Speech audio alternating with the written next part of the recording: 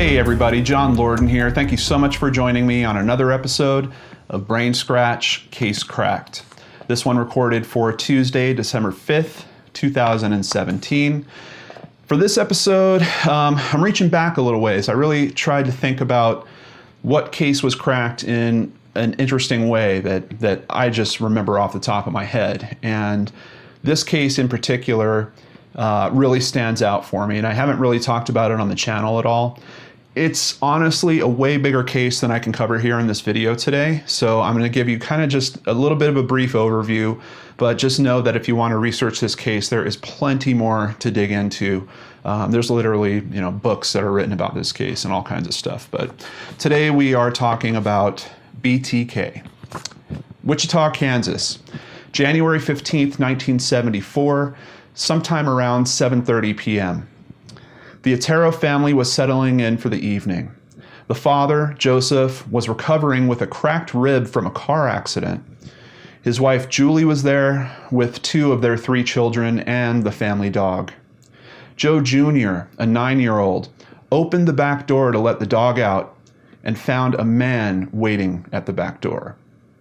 The man forced his way into the home and pulled a pistol on the family.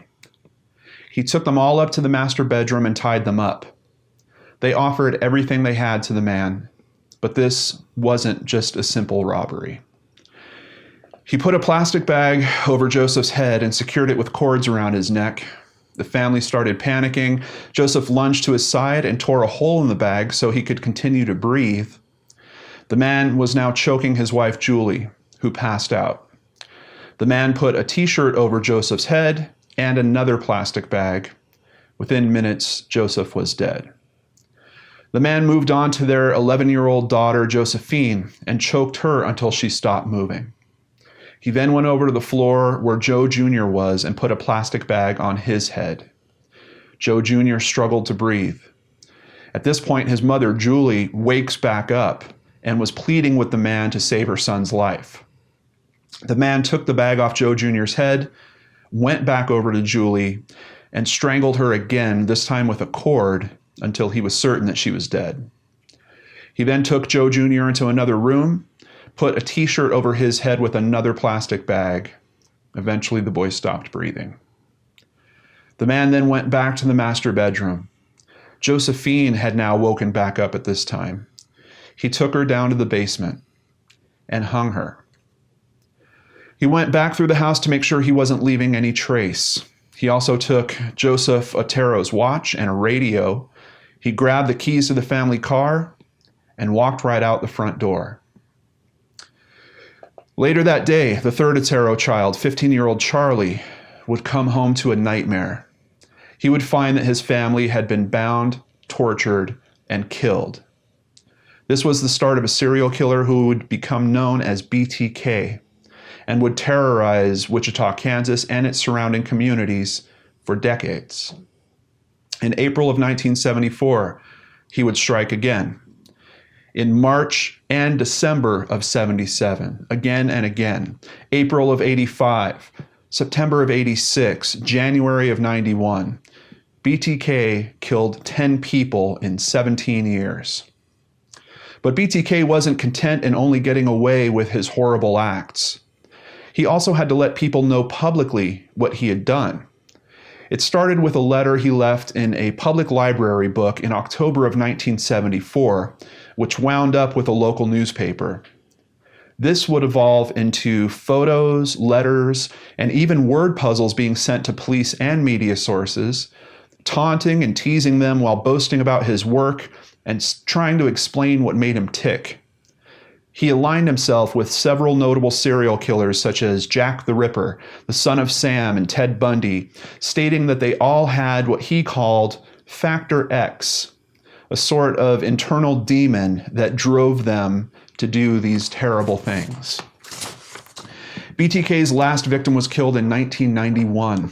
Around 2004, a writer for the Wichita Eagle wrote that BTK must be dead or incarcerated due to the lack of activity.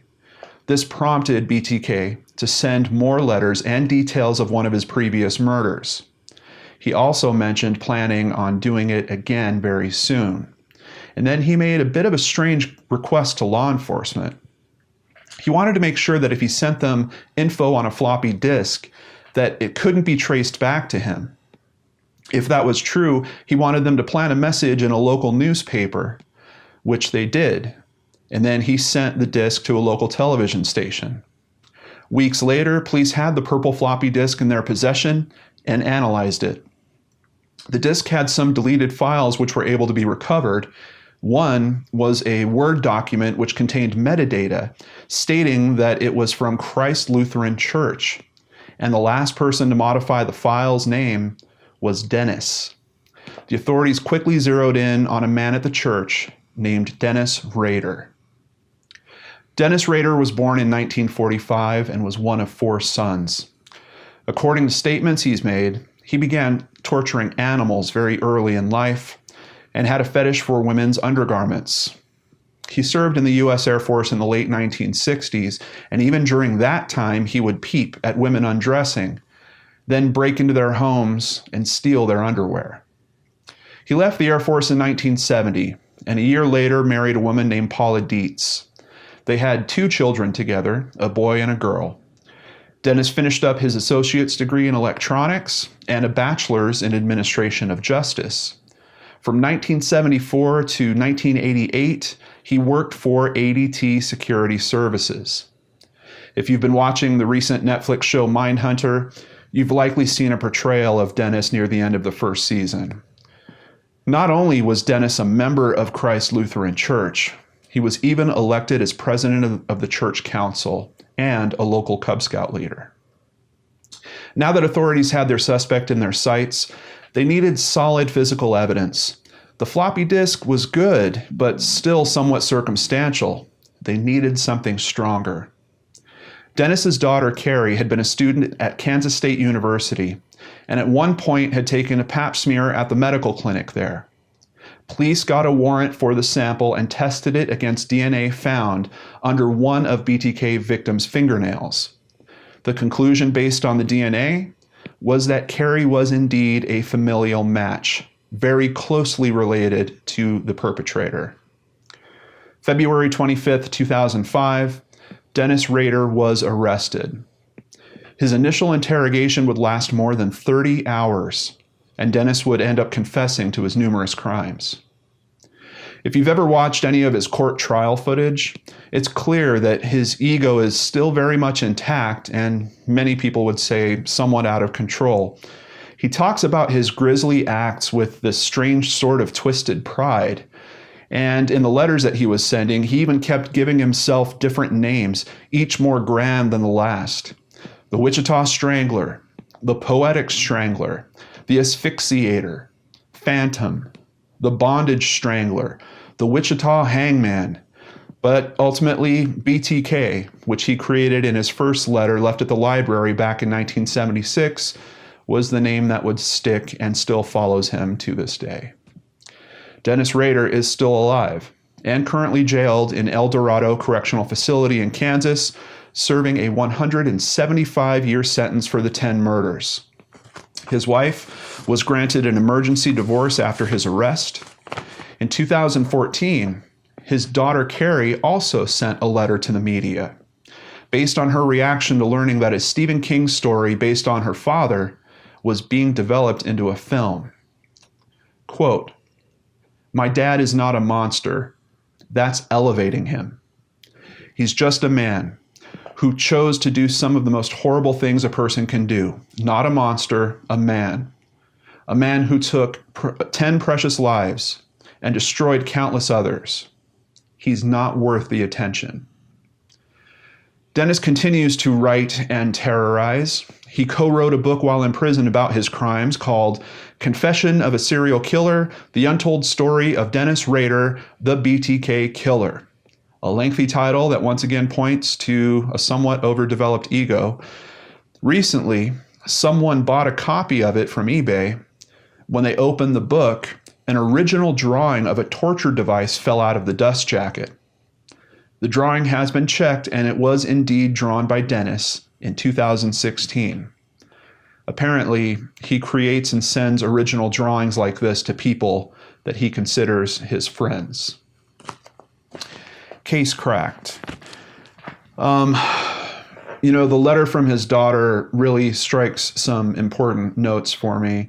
And it's something that I struggle with even when I'm researching topics for this channel. I prefer to take the approach of telling the victim's story rather than the serial killer's story. And in this episode, I did it a little different. I did it kind of split right down the middle. What I find happens a lot of the time is that the serial killers do get trumped up to be more than just normal people. They get this kind of celebrity status that really kind of bothers me in some ways. I really wish that the focus would remain more on the lives lost. Those people's stories should be elevated.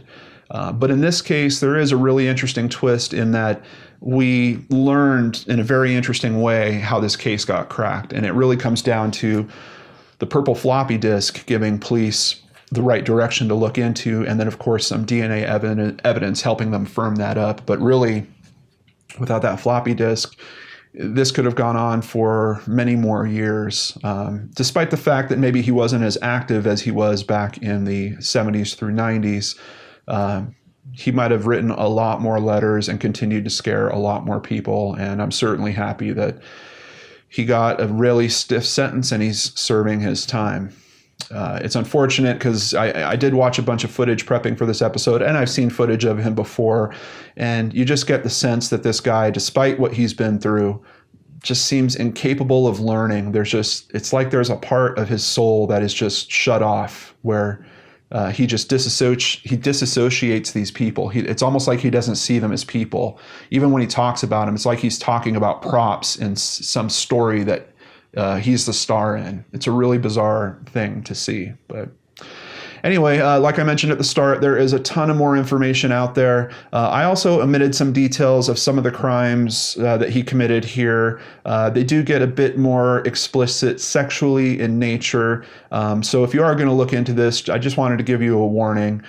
Even just doing a Google image search on BTK can be pretty disturbing. There's a lot of very disturbing images around this case. So tread cautiously if you're going to look into it for yourself. Thank you so much for joining me here on Case Cracked. I appreciate each and every one of you out there. Hope you're having a great day. Take care, and I'll see you right back here on the Lord and Arts channel.